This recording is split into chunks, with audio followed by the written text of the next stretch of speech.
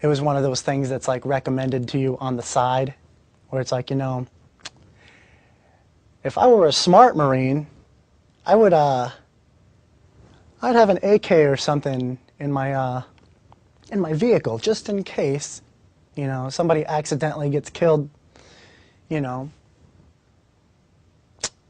I wouldn't get in trouble for it because, oh, well, it's obviously an insurgent. He has a weapon. So you're in the clear because you killed an insurgent.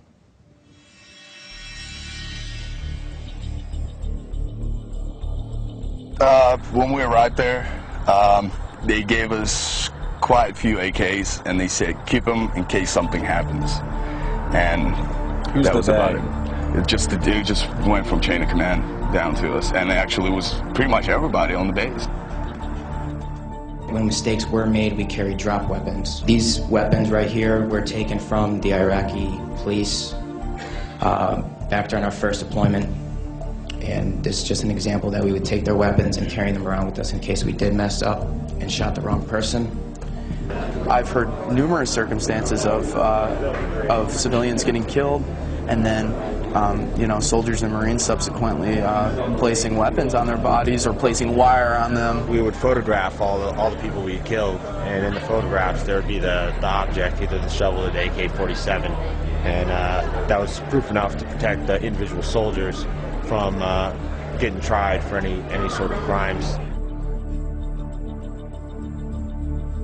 We hear of very few of the prosecutions that actually occur in Iraq and Afghanistan. But of those that have made the newspapers, I can think of 3 off the top of my head, which involved dropped weapon. So yes, it does happen, and it happens more frequently than we would like to believe, and certainly more frequently than we know.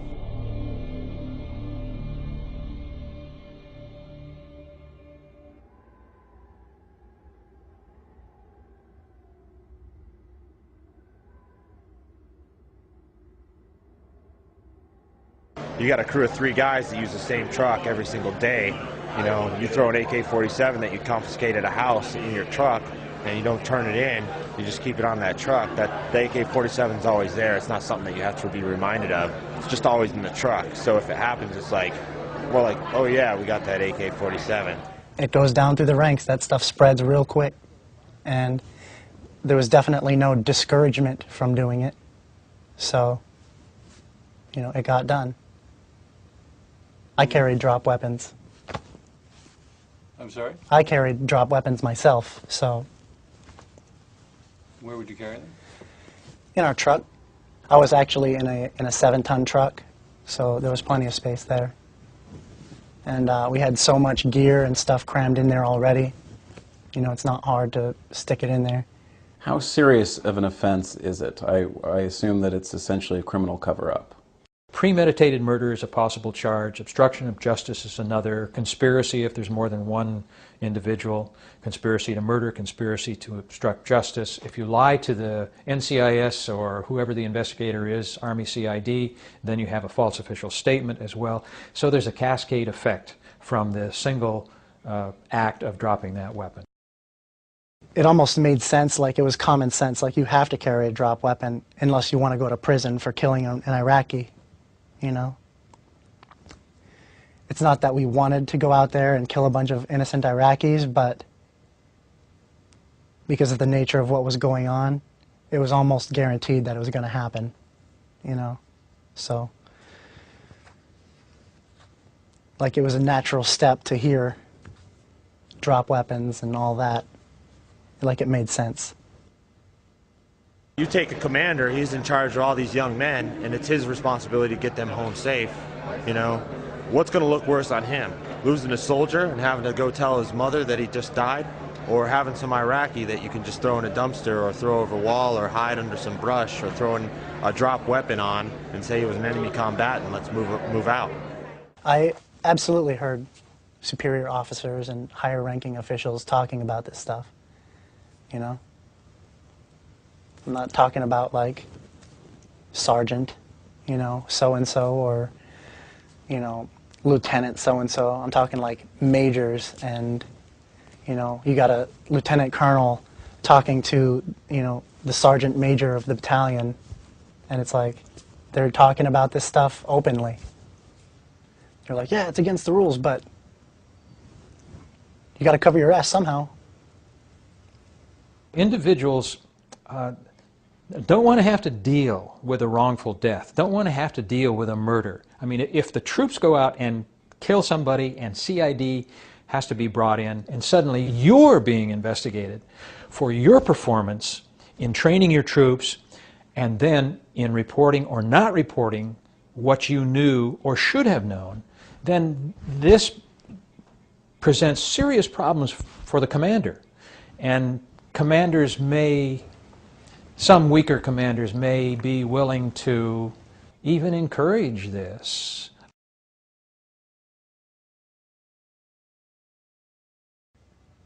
The whole point of the drop weapons is you don't tell anyone.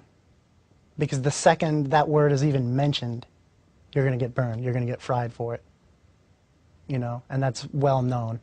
But it's also encouraged that you do carry them just in case. It's just one of those ugly little things that they like to keep on the down low, you know? Isn't it something that they should be speaking out actively against? I think there's no question that seniors in the chain of command, they know about dropped weapons. They know that it goes on. When you're talking about platoon commanders and company commanders who are closest to the actual troops, of course they know about it in detail. As you go up the chain of command all the way to a four-star general, I have no doubt that the most senior officers in Iraq and Afghanistan, all the way up to General Petraeus, are aware of it. But what are they to do? As long as you put high-powered weapons in the hands of 18 and 19-year-olds, bad stuff's going to happen once in a while.